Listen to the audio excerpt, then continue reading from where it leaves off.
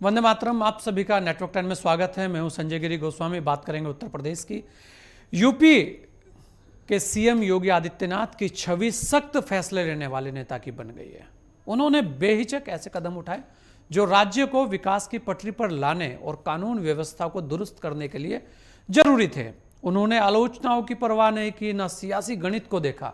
उनका हर ऐलान लोगों को चौकन्ना करता रहा और भरोसा दिलाता है कि योगी सरकार कुछ हटकर काम कर रही है। अब देश में एक नई चर्चा चली जनसंख्या नीति को लेकर। उसके ऐलान को लेकर हलचल मची है। योगी के ऐसे कई फैसलों में बड़े बदलाव की आहट है। कुछ तो बात है उनमें जो पीएम मोदी ने कहा कि योगी जी कड़ी मेहनत कर रहे हैं।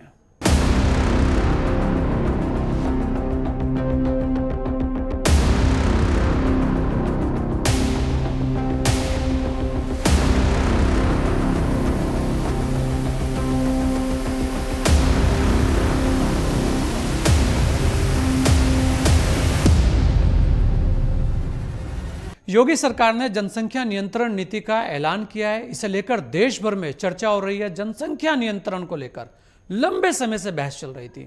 सीएम योगी ने इस नीति का ऐलान कर बड़ा हौसला दिखाया है। बेशक विपक्ष इस नीति की आलोचना कर रहा हो, लेकिन माना जा रहा है कि राज्य के विकास और लोगों के कल्याण के लिए यह एक बड़ा कदम है।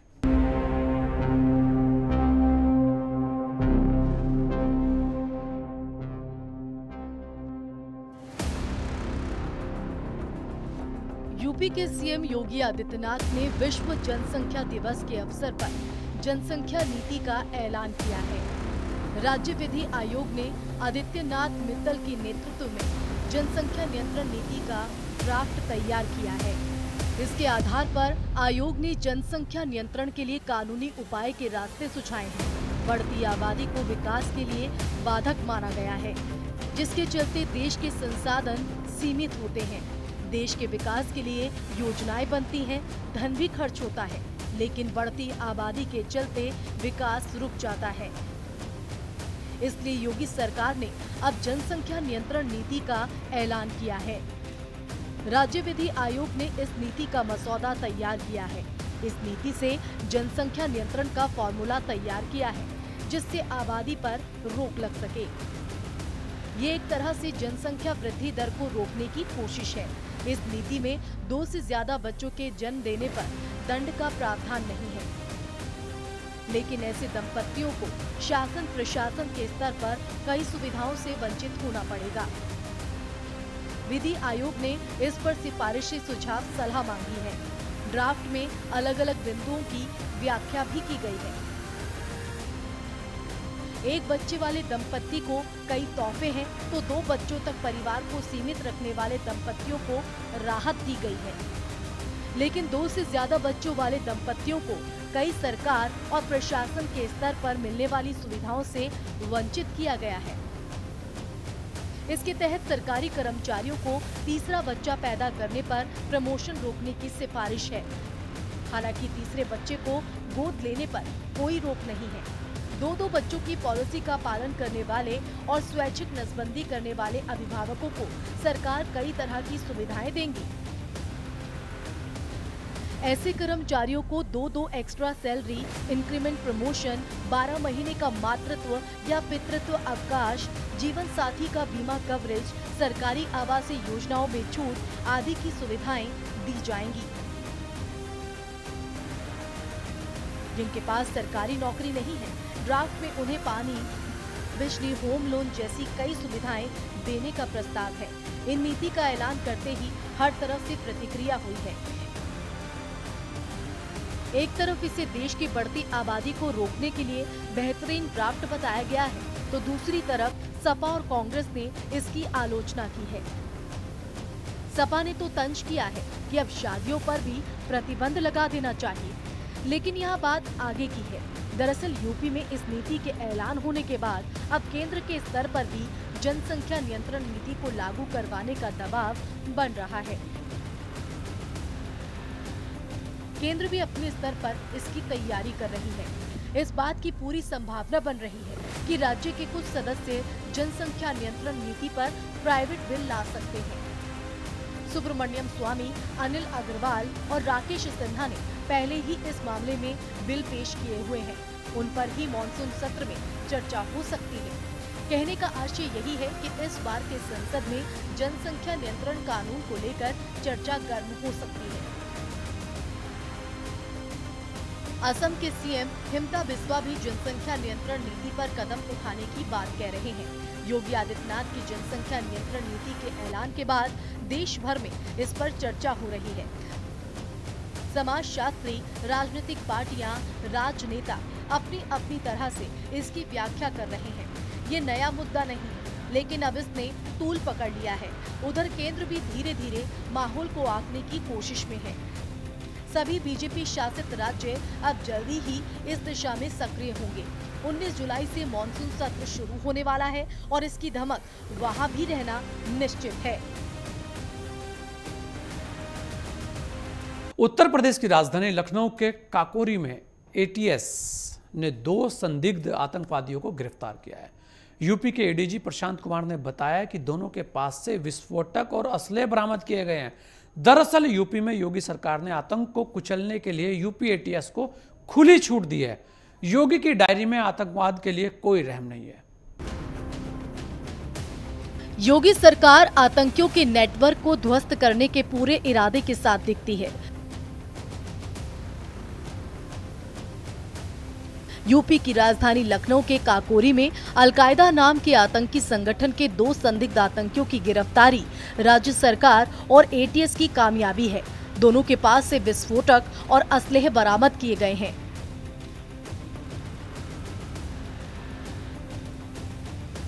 इन आतंकियों के बारे में जिस तरह की जानकारी पुलिस के स्तर पर दी गई है, वो काफी चौंकाती है। आतंक निरोधक दस्ता ने लखनऊ में आतंकी छुपे होने की सूचना मिलने पर मैंगो बेल्ट काकोरी में एक मकान पर धावा मारकर अलकायदा से जुड़े मसरूद्दीन और मिनहास को धर दबोचा था।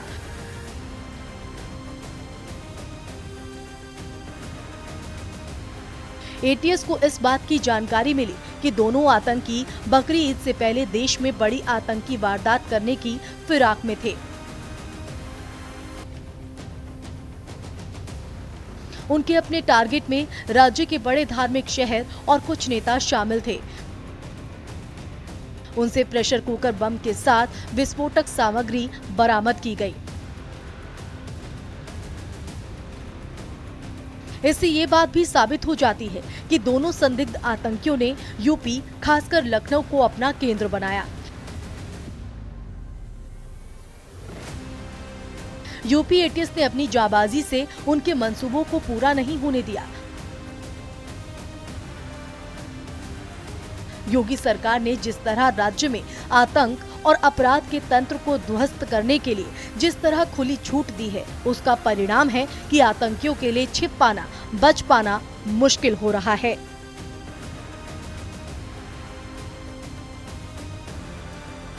योगी सरकार दृढ़ता और सख्त फैसले के लेने की वजह से लोकप्रिय हुई है। वो हिंदुत्व के प्रबल चेहरा रहे हैं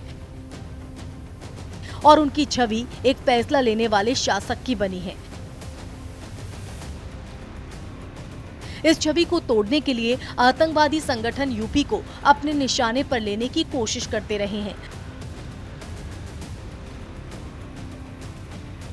आतंकवाद की वारदात को बड़े पैमाने पर अंजाम देने के लिए भीड़ भाड़ वाले इलाकों में रेकी भी कराई गई थी और भी कई जानकारियां एटीएस के हाथ लगी है।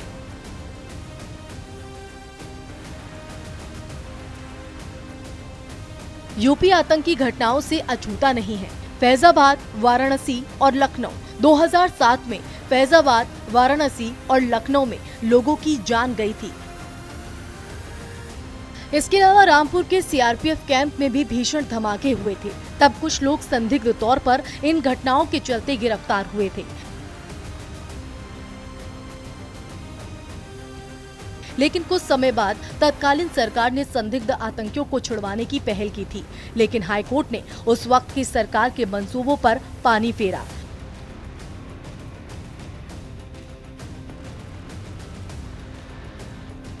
यही एक फर्क सरकारों के बीच हो जाता है। योगी सरकार के वक्त ये अपेक्षा नहीं की जा सकती है कि प्रदेश के शहरों में विस्फोट से तबाह करने के इरादे वाले संदिग्ध आतंकियों को छुड़ाने की कहीं कोशिश दिखे, बल्कि योगी सरकार इन पकड़े गए संदिग्ध आतंकियों के जरिए पूरे नेटवर्क को टटोलने की कोशिश करती दिख रही है। जिस रोज ये आतंकी पकड़े गए थे, उसी दिन कानपुर, बनारस में कई जगहों पर एटीएस टीमों ने छानबीन की।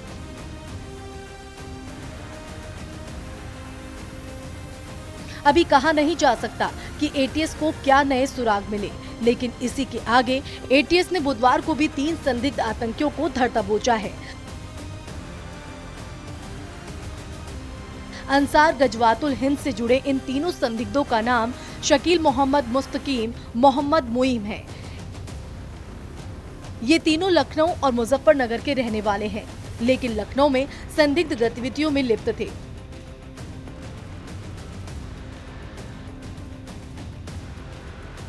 यूपी एटीएस की ये तमाम कार्रवाइयां इस बात का संकेत दे रही हैं कि शासन प्रशासन के स्तर पर कोई हिला हवाली नहीं चलने वाली है।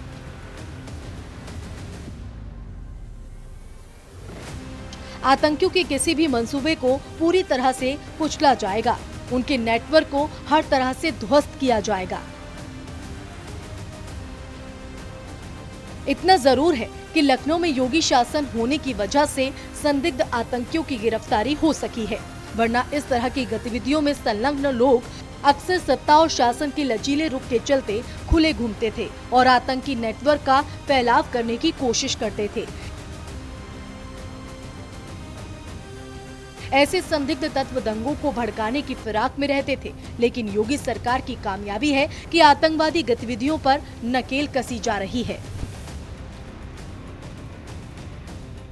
और कई जगहों पर संदिग्ध आतंकियों को पकड़ा गया है। वो बड़ी सफलता है।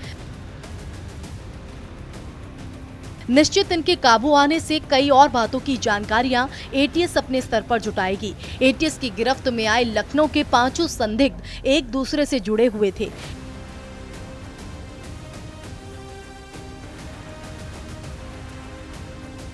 एटीएस के संदिग्धों से पूछताछ के बाद जो खुलासा हुआ, उसमें कहा गया है कि इन सभी के मोबाइल में आपसी बातचीत करने के साक्ष्य मिले हैं।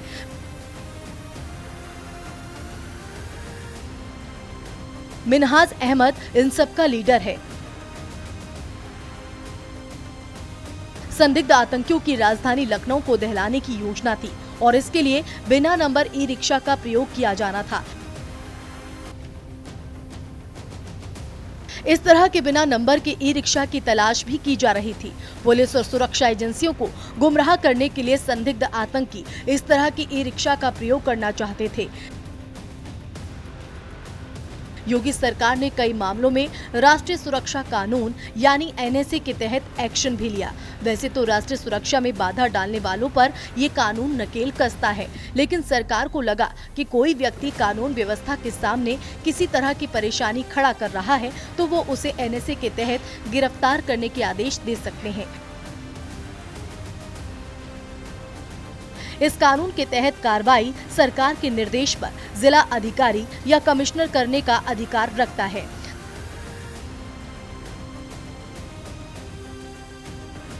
2020 में 139 लोगों पर एनएसए के तहत कार्रवाई हुई है।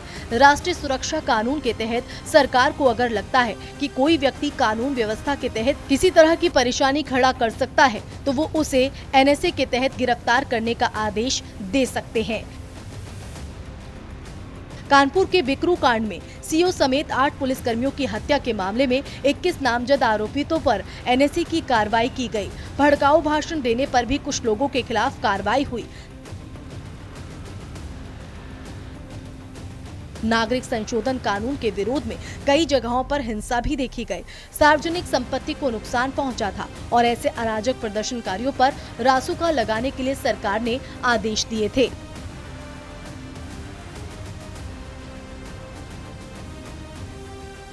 सरकार ने कानून बनाया कि सार्वजनिक संपत्तियों को नुकसान पहुंचाने वालों से हर्जाना वसूला जाए।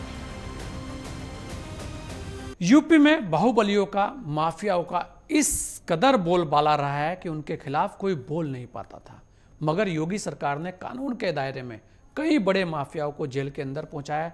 लोगों ने हैरत से माफियाओं के अवैध निर्माणों को, हवेलियों को, इमारतों को टूटते देखा है, बुलडोजर चलते देखे हैं। यूपी में अब तक कोई इसकी कल्पना नहीं कर सकता था।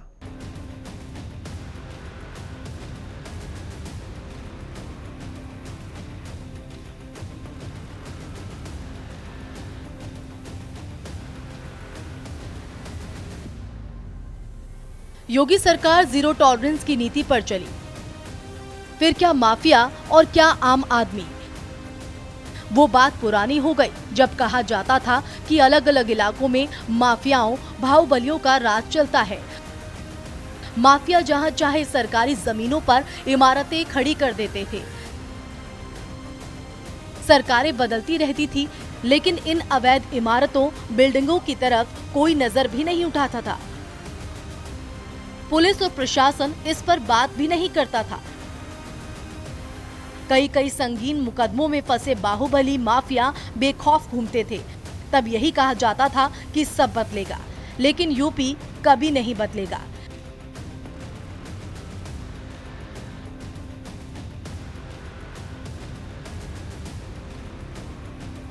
लेकिन अब उसी यूपी के गांव कस्बों में ये बातें सुनी और सुनाई जाती हैं कि योगी के बुलडोजर ने किस अवैध इमारत को ध्वस्त कर दिया। और बुलडोजर चलते वक्त एक भी व्यक्ति विरोध में सामने नहीं आया। योगी का हंटर अलग तरह से चल रहा है। लखनऊ के लोगों ने रिवर फ्रंट जैसी कॉलोनी में ऐसे ही एक पूर्व सांसद की 5 मंजिला इमारत को ढहते देखा। जिस जगह ये बिल्डिंग बनी उसके आसपास कई ऐतिहासिक इमारतें थी, लिहाजा पुरातत्व के नियमों के तहत किसी भी तरह वहां कोई बिल्डिंग नहीं बन सकती थी। लेकिन इस सरकारी जमीन पर वो बिल्डिंग बनी। बसपा सपा की सरकारें आईं, लेकिन इस बिल्डिंग की तरफ कोई नहीं झांका, क्योंकि योगी सरकार ने इस बिल्डिंग को गिराने के आदेश दिए। योगी सरकार के काम चौंकाते हैं। राज्य सरकार ने 2020 से 21 में माफिया, बाहुबलियों से लेकर छोटे बड़े अपराधियों से 11 अरब की संपत्ति जब्त की।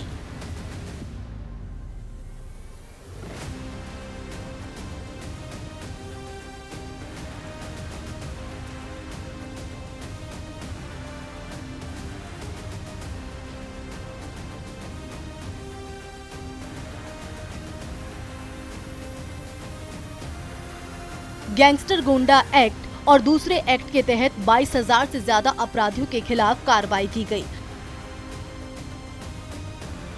मुख्तार अंसारी गैंग के 2,446 अपराधियों पर आजमगढ़, मऊ, वाराणसी क्षेत्र में कार्रवाई की गई। इनसे 2 अरब के आसपास की संपत्ति जब्त की गई। योगी सरकार ने हर तरह से नकेल कसी। अतीक अहमद के 89 गुर्गों पर प्रयागराज क्षेत्र में कार्रवाई हुई। इसने 3 अरब की अवैध संपत्ति ध्वस्त की और इसी तरह सुंदर भाटी और बलिया जेल में बंद ध्रुव कुमार के गुर्गों के खिलाफ भी बड़ी कार्रवाई हुई है। बड़े बड़े माफिया इस वक्त जेल की सलाखों के अंदर हैं और ऐसे में यूपी ने ऐसे नजारे पहले कभी नहीं देखे थे।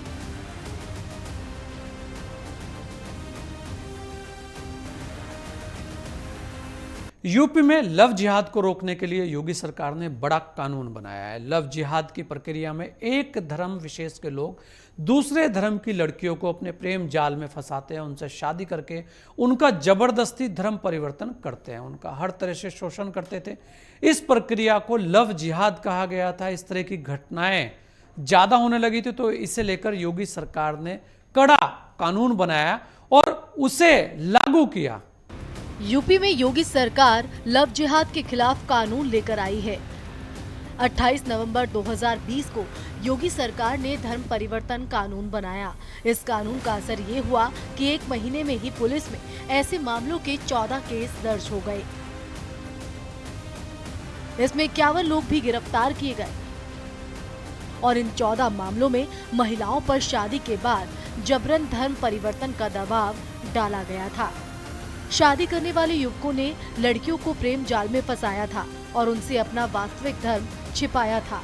योगी सरकार के जरिए लव जिहाद को रोकने के लिए कानून लाने पर सियासी दलों की तरफ से अलग अलग प्रतिक्रिया भी हुई, लेकिन योगी सरकार ने ऐसी प्रक्रियाओं को रोकने के लिए कड़ा कदम उठाया है। सरकार की तरफ से कहा गया कि ऐसी शादी या प्यार एक छलावा है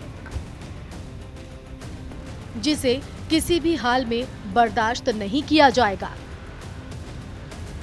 अगर किसी के साथ अन्याय हुआ हो तो उसे राज्य की सुरक्षा और न्याय मिलना ही चाहिए।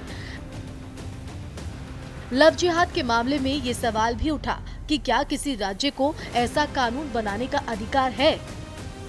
इस संदर्भ में सुप्रीम कोर्ट के 1977 के स्टेन लाउस बनाम मध्य प्रदेश फैसले को नजीर के रूप में सामने रखा गया। तब सुप्रीम कोर्ट की 5 न्यायाधीशों की पीठ ने अवैध धर्मांतरण को रोकने के लिए मध्य प्रदेश और उड़ीसा के कानून को वैध ठहराया था। यूपी में भारतीय दंड संहिता में इससे पहले किसी की धार्मिक भावना आहत करने, देवी देवताओं को अपमानित करने, धार्मिक स्थलों को क्षति पहुंचाना दंडनीय माना गया था। यूपी में धर्म परिवर्तन कानून में स्पष्ट व्याख्या है कि किसी भी रूप में छल, प्रलोभन, झांसा देकर या पहचान छुपाकर की गई शादी अपराध है। इसमें सजा का प्रावधान रखा गया है। लव जिहाद मुद्दे को हवा देने और संबंधित कानून बनाने के सवाल पर योगी आदित्यनाथ का कहना था कि केरल हाईकोर्ट ने 2009 में टिप्पणी की थी कि लव जिहाद केरल जैसे स्टेट को इस्लामिक स्टेट बनाने का हिस्सा है। यूपी सरकार ने लव जिहाद को रोकने के लिए कानून बनाने से पहले तथ्यों की पड़ताल की। सरकार अपना पक्ष रखने में सक्षम रही कि उसके पास ऐसे तथ्य हैं जिनसे पता चलता है कि किस तरह साजिश हो रही है। राज्य सरकार ने इस बात को जांचने के लिए टीम तैयार की जो ये पता लगाती थी कि इसके पीछे कौन लोग हैं, कौन फंडिंग कर रहे हैं।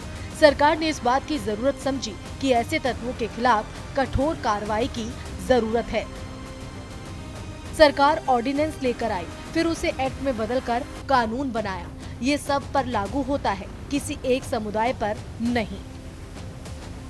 यूपी सरकार ने अपनी 4 साल की उपलब्धियों में इस बात को सामने रखा है कि इस दौर में राज्य में एक भी दंगा नहीं हुआ है। यूपी में सांप्रदायिक दंगे होते रहे हैं, लेकिन राज्य सरकार ने दंगों को रोकने के लिए न केवल तैयारी की बल्कि अराजक तत्वों के बीच कानून का खौफ भी फैलाया।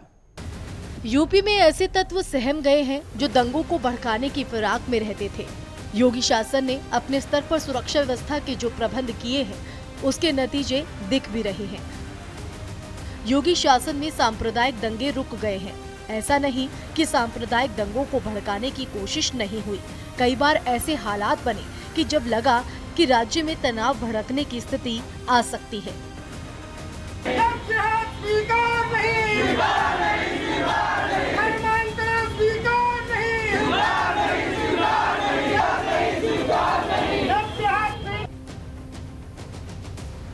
लेकिन राज्य सरकार ने स्थिति को नियंत्रण में लिया।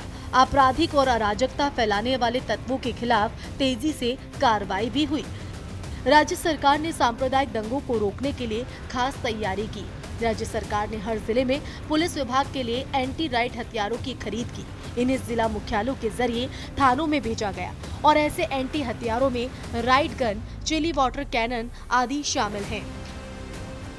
प्रदेश के सभी जिलों में थानों की संख्या के आधार पर इन उपकरणों को खरीदा गया है। इसमें 3087 नॉन लीगल हथियार, 12 bore pump action gun, 1,08,892 plastic plates, 22,236 chilli bomb, 2,686 anti riot gun, 2,566 tear gas gun शामिल हैं। यूपी एटीएस ने अपनी तत्परता शाहीन बाग मामले में भी दिखाई थी। नागरिक संशोधन बिल के विरोध में शाहीन बाग में विरोध प्रदर्शन हुआ था। इलाके में हिंसा, आगजनी भी हुई तो यूपी एसटीएफ ने शाहीन बाग पीएफआई के दफ्तर पर घंटों तक चली छापेमारी की कार्रवाई की। इस कार्रवाई के दौरान पुलिस में इश्तेहार, प्ले कार्ड, सीडी और पेन ड्राइव जब्त की गई थी। यूपी पुलिस ने राजधानी के शाहीन बाग स्थित दफ्तर में पॉपुलर फ्रंट ऑफ इंडिया के दफ्तर पर रविवार को छापा मारा। एसटीएफ की तरफ से कार्रवाई हाथरस में दंगा भड़काने के लिए हुई, टेरर फंडिंग के मामले में की गई थी। छापे के दौरान पुलिस ने पैम्फलेट्स, प्ले कार्ड, सीडी, और पेन ड्राइव जैसे कई उपकरणों को जब्त किया। यूपी एसटीएफ ने दिल्ली की हिंसा और हाथरस में दंगे की साजिश से जुड़े आरोपी रऊफ शरीफ से पूछताछ के बाद ये छापेमारी की थी। रऊफ पर यूपी में सीएए के खिलाफ प्रदर्शनों में फंडिंग का आरोप है। यूपी एसआईटी रऊफ शरीफ को केरल की एर्नाकुलम जेल से लाई। वो केरल की जेल में बंद था। एसटीएफ ने बलिया कांड के मुख्य आरोपी धीरेन्द्र सिंह को धर दबोचा था। इसी तरह पुलिस की तत्परता थी कि हाथरस गैंगरेप केस के बाद 4 लोगों की गिरफ्तारी पुलिस ने की थी। इन गिरफ्तार लोगों की गिरफ्तारी के बाद पूछताछ में ये भी पता चला था कि अपराधियों की हाथरस में दंगा फैलाने की साजिश थी। यूपी को लेकर बड़े फैसलों से सीएम योगी के पक्ष में सकारात्मक माहौल बना तो यूपी में सार्वजनिक संपत्तियों को नुकसान करने वालों की संपत्ति कुर्क करके भरपाई करने का अध्यादेश लागू किया गया। उत्तर प्रदेश लोक और निजी संपत्ति क्षति वसूली विधेयक 2020 में संपत्ति के नुकसान का आकलन करने के लिए दावा अधिकरण का गठन करने और प्रतिकर तय करने के लिए नियम भी बनाए गए। नेशनल क्राइम रिकॉर्ड्स ब्यूरो यानी कि एनसीआरबी के आंकड़े भी इस बात का जिक्र करते हैं कि 2018 और 2019 में राज्य में कोई दंगे नहीं हुए हैं। योगी सरकार ने गोवध निवारण कानून बनाया जिसके तहत गोहत्या करने पर 3 से 10 साल की सजा का प्रावधान किया गया। गोहत्या पर 10 साल की सजा का प्रावधान है। यूपी सरकार ने यूपी गोवध निवारण संशोधन विधेयक 2020 के जरिए गो हत्या कानून को सख्त बना दिया है। इसमें 10 साल की सजा का प्रावधान है। इसी तरह गोवंश को शारीरिक नुकसान पहुंचाने पर 1 से 7 साल की सजा हो सकती है। सरकार ने निर्देश दिया था कि गायों की तस्करी से जुड़े अपराधियों के फोटो सार्वजनिक स्थलों पर लगाए जाएंगे। गो तस्करी में शामिल चालक, ऑपरेटर और वाहन स्वामी भी इसमें आरोपित किए जाएंगे। उन्हें साबित करना होगा कि उनकी जानकारी के बिना वाहन का इस्तेमाल ऐसी घटनाओं में किया गया। कब्जे में ली गई गायों के भरण पोषण का 1 साल का खर्चा भी आरोपित व्यक्ति से लिया जाएगा। गो तस्करी में शामिल वाहनों के चालक, ऑपरेटर और स्वामी भी इस अधिनियम के तहत आरोपित किए जाएंगे जब तक ये साबित नहीं हो जाता कि उनकी जानकारी के बिना वाहन का इस्तेमाल ऐसी घटनाओं में किया गया है। कब्जे में ली गई गायों के भरण पोषण का 1 साल का खर्च भी आरोपितों से वसूला जाएगा। वहीं योगी सरकार ने महिलाओं की सुरक्षा को लेकर सख्त निर्देश दिए। इसका असर भी दिखा। यूपी ने वे दौर भी देखा जब लड़कियां, महिलाएं घर से बाहर निकलने से डरती थी, लेकिन अब स्थितियां बदल रही हैं। यूपी में महिलाओं की सुरक्षा को लेकर सीएम योगी ने सख्त कदम उठाए हैं। महिलाओं, बच्चों की छेड़खानी में लिप्त अपराधियों के पोस्टर सार्वजनिक जगहों पर लगाने के आदेश दिए। योगी सरकार ने स्पष्ट तौर पर कहा कि महिलाओं के साथ कोई आपराधिक घटना होने पर संबंधित बीट इंचार्ज, चौकी इंचार्ज, थाना प्रभारी और सीओ जिम्मेदार होंगे। इससे थानों में पुलिस चौकस हो गई है। यूपी में एंटी रोमियो स्क्वाड चलाया गया। यूपी में 1537 थानों में स्पेशल महिला हेल्प डेस्क बनाया गया। सीएम योगी के निर्देश पर राज्य भर में एंटी रोमियो स्क्वाड में सार्वजनिक जगहों, cinema hall, market, mall, railway station, bus station, पार्कों में अभियान चलाया गया। पुलिस के सघन अभियान में कई जगह मंचलों को सख्त चेतावनी देकर छोड़ा गया तो कई व्यक्ति के खिलाफ वैधानिक कार्रवाई भी की गई। एंटी स्क्वाड 2 पुलिसकर्मियों की टीम होती है और ऐसी कई टीमें हो सकती हैं। इसमें महिला पुरुष दोनों हो सकते हैं या फिर दोनों महिला या पुरुष हो सकते हैं। जिन जिन इलाकों में महिलाओं से छेड़खानी की ज्यादा शिकायतें आती हैं, ये टीम वहां गश्त करती है। इस अभियान का अच्छा असर भी दिखा है। छेड़खानी के मामलों में कमी आई है तो योगी सरकार ने अपने तेवरों से दिखा दिया है कि महिलाओं की सुरक्षा के लिए सरकार पूरी तरह से प्रतिबद्ध है। Bureau report, network 10। इस खास पेशकश में इतना ही, दीजिए मुझे इजाजत। जय हिंद।